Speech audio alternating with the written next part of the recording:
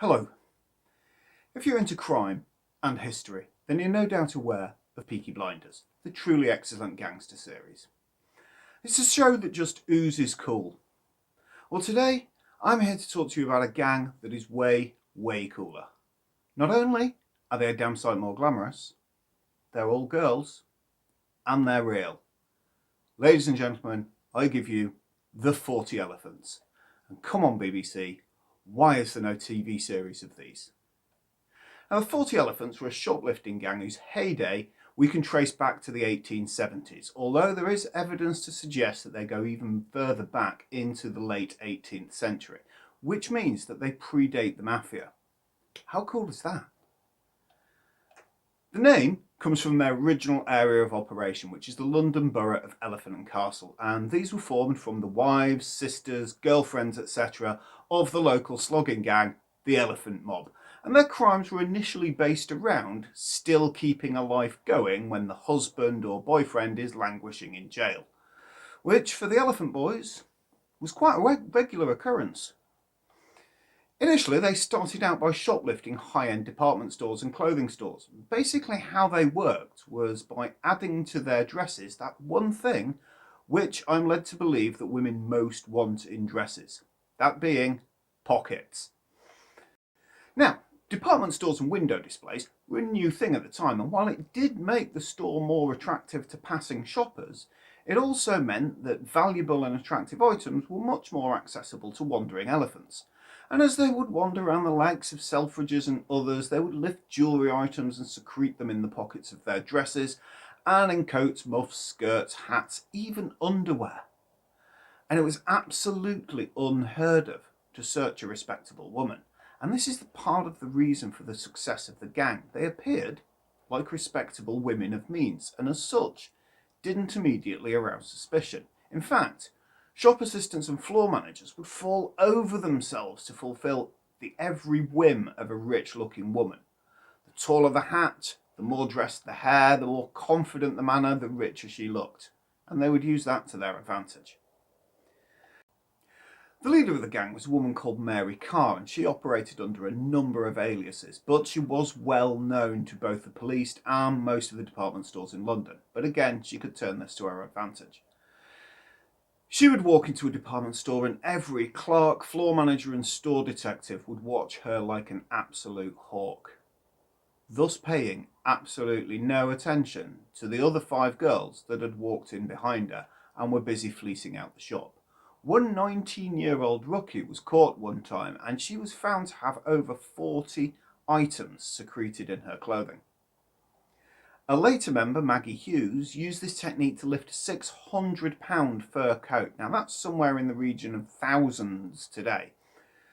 After asking to see a great many products and asking a great many questions, Hughes had had enough time and enough misdirection to be able to place the coat under the one that she was wearing. It took 30 minutes for the store to notice that the coat was gone, by which time so was Maggie. Long, long gone. And far from just being ladies stealing fashionable clothing, once they'd pulled the heist, they didn't keep the stolen property long. Once out of the stores, they quickly offloaded the merchandise onto many of London's network of fences. So you actually had to catch them red-handed and have the arrest right there, or both the girls and your property was gone. And like we said, nobody wants to search the ladies. A London detective said at the time their methods were so remarkable that they had never been seen to take any goods and none of the taken property had ever been recovered. Yeah. After the death of Mary Carr, the formidable figure of Alice Diamond, or Diamond Annie, became Queen of the 40. Now, Diamond Annie was born in 1886 in Southwark, and like her predecessor, was born into a criminal family.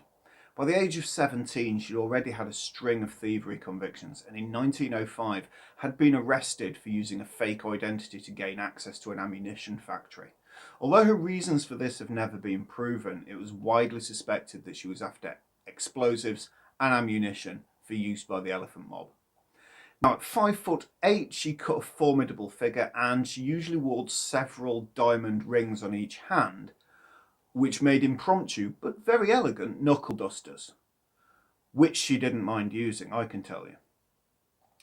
Police at the time described her as having a punch to be reckoned with, and you can see why the Elephant Boys thought she'd fit right in, wouldn't you?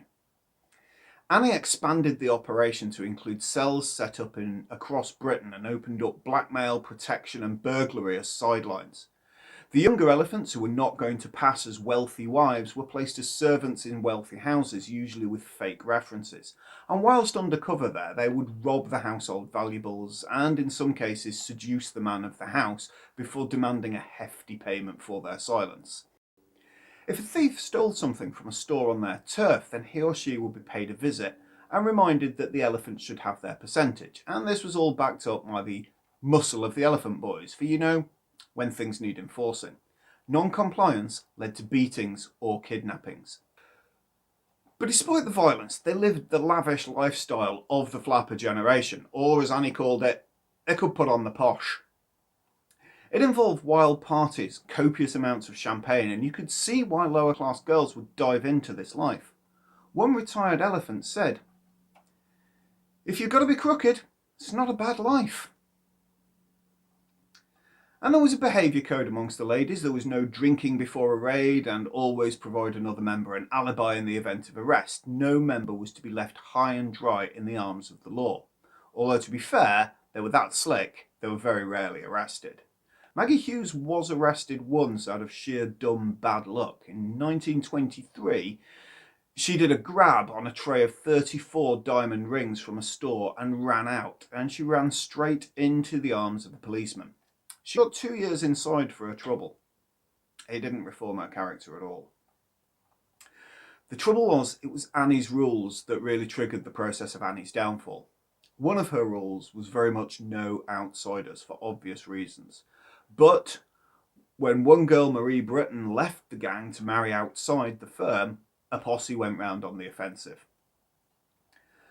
As Marie refused to give up her new husband, Diamond, Hughes and 2 other elephants, Gertrude Scully and Bertha Tappenden, went round to the house armed with bats, straight razors and Annie's punch to be reckoned with.